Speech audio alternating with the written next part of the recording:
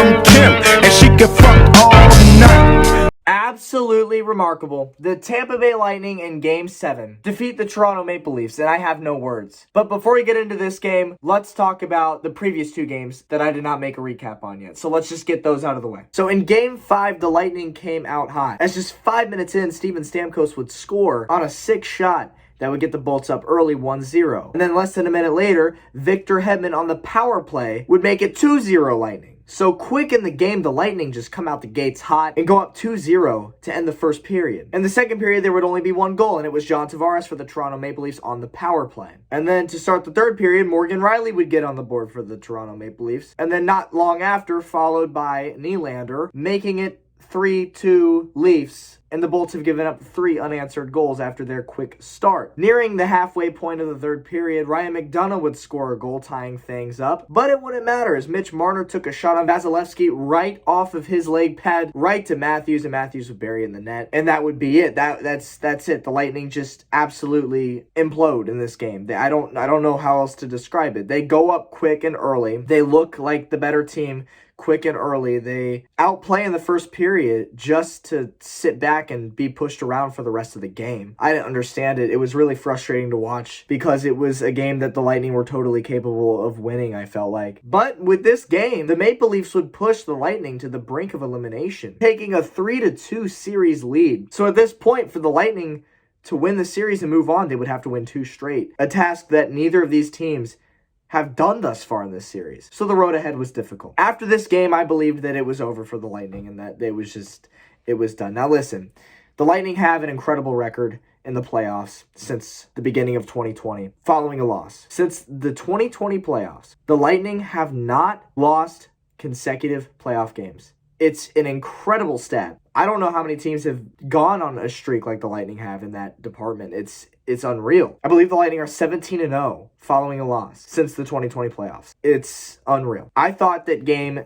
6 would be the end of that streak for the Lightning because the Maple Leafs were hungry. They seemed determined. And the Lightning, for the first time in a couple of years, looked like the less skilled team in the series. So I thought, yes, absolutely, it's a possibility that the Lightning lose back-to-back here and the Maple Leafs take this series in 6. Well, that's what I predicted, at least at the time. I'm sorry for having the mentality of a pessimist, but, you know, when your team has gone on such a remarkable streak in the last 2 years, you'd really expect that it comes to an end at some point, especially when the Lightning play how they did in the final 2 months of the season. But you know what they say, the playoffs are a new season, and the Lightning have proven that they are still the Lightning. So that's the Game 5 portion.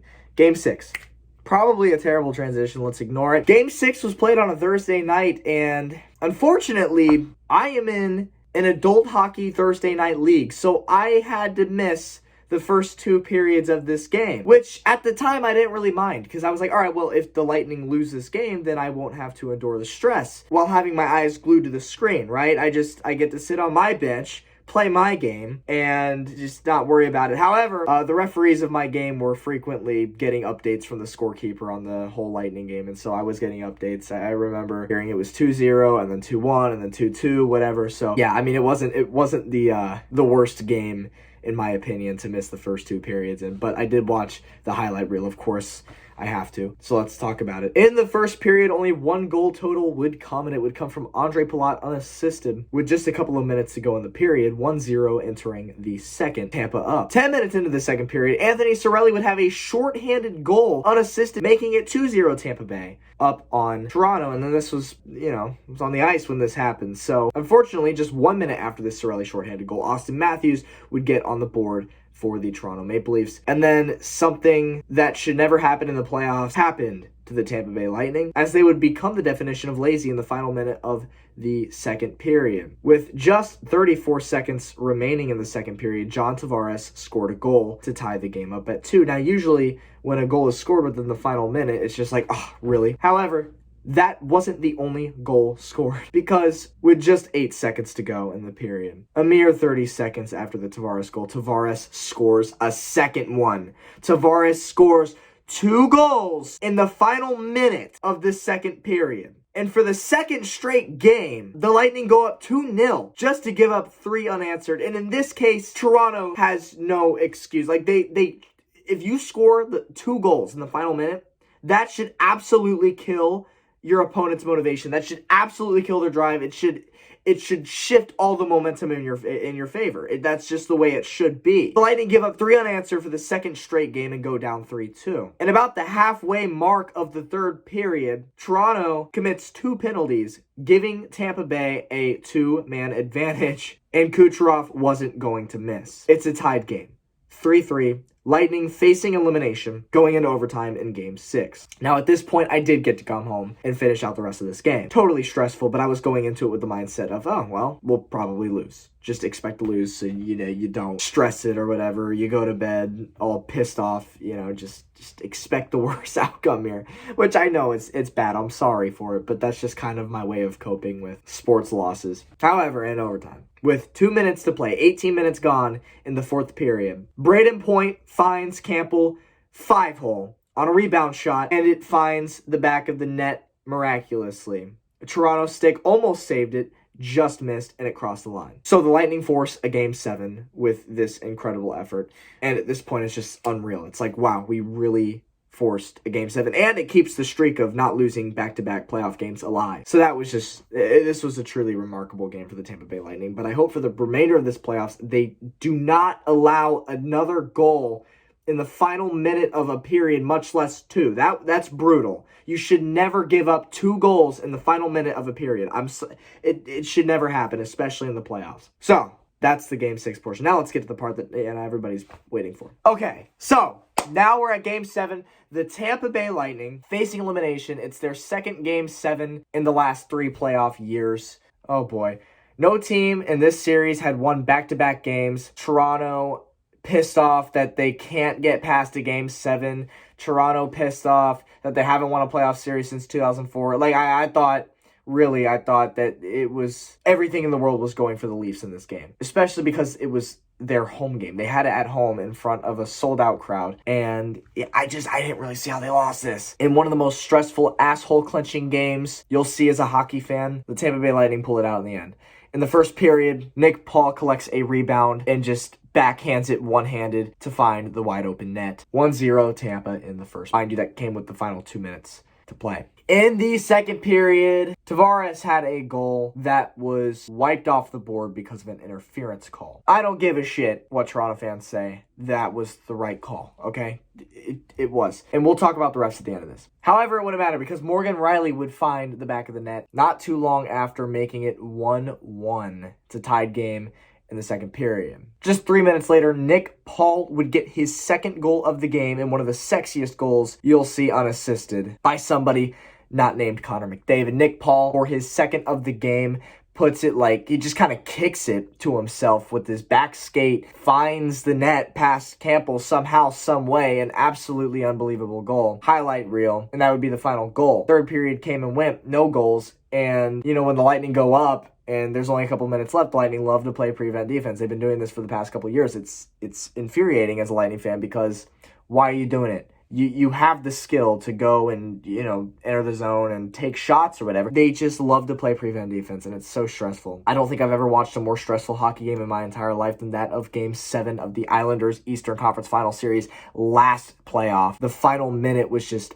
shot after shot after shot from the Islanders, and it was like, oh my god, one of these is bound to go in, and the Lightning ultimately saved it and went on to the final there, but it was one of the most stressful games I've ever seen in my entire life throughout any sport, and this came very close to matching that. The intensity, the stress, the anxiety of a Game 7 it doesn't match up to anything else in sports, quite honestly. So, the final minute or two, the Maple Leafs were just peppering the net with shots, and they just couldn't get past Vasilevsky.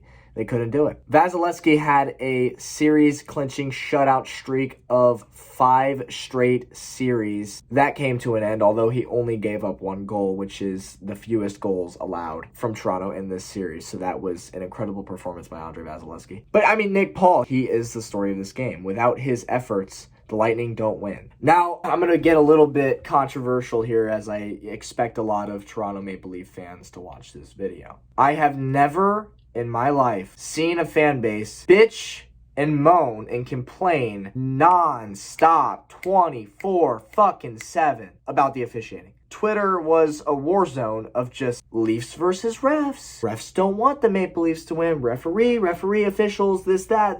Oh my God. I'm sorry, I've never seen a fan base whine about officiating more in my entire life than the Toronto Maple Leafs fan base. I'm sorry you can't win a Game 7. I'm sorry you haven't won a playoff series since 2004. You know what? Maybe the hockey gods don't want you to win because of how obnoxious you are. You ever think about that? And let's not forget this atrocious penalty that was called on Andre Palat for hooking on Mitch Marner. The officiating crew wasn't good, but it was not one-sided by any means. It wasn't even close to one-sided. They were just as bad for the Lightning as they were the Maple Leafs this entire series. I don't want to hear it. You were up 3-2. You lost 2 straight. I don't want to hear it. Never seen a more obnoxious fan base of any sport online when it comes to the officials. It was unreal. Maple Leafs fans, the way they acted this series, they make it very, very difficult for me to feel any kind of sympathy towards their depressing playoff drought. That's all I have to say. With that being said, we are getting a Battle of Florida Part 2.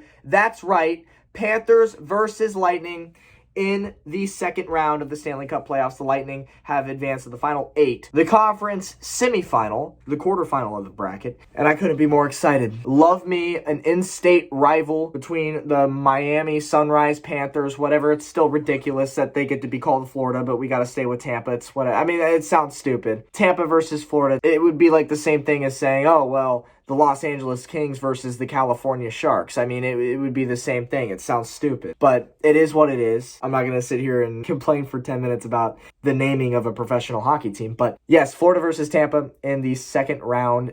Last year's series was incredible, and I am very much looking forward to this part 2 of the Battle of Florida. I think on paper, the Florida Panthers are the more skilled team. However, they showed to me in the first round against the Washington Capitals that they are just not quite built for the playoffs, at least in my eyes. The Panthers definitely outmatched and outplayed the Lightning in the regular season this time around. However, I love the Lightning's chances in this second round. I think coming into the playoffs, the Toronto Maple Leafs were one of the most skilled, competitive. I thought they were one of the best teams, maybe even the best on the Eastern Conference side of the bracket. So the fact that the Lightning get past them, yeah, Florida doesn't scare me as much as the Maple Leafs did. I really was convinced that the Maple Leafs would beat the Lightning in this series. I think the Lightning have a really good chance of advancing to the semifinals for the 3rd straight year. I do, but I'm not going to get ahead of myself. Got to focus one game at a time here. The Lightning began their series against the Florida Panthers on Tuesday, which is today when you see this video. And a lot of Lightning fans are mad about the fact that there are back-to-back games. Game 3 and 4 of this series are on back-to-back days. Now, the reason for that is because the geniuses over at the Amalie Arena scheduling department decided that, hey, we're going to schedule this Kane Brown concert on a Saturday night during the midst of playoff season. Great job, guys. Blame Amalie Arena for that. But either way, this series should be fun, and we'll see what happens along the way. I'll catch you later. It's your boy, Chiefs Rays Bolts. Go Bolts, baby. Peace out.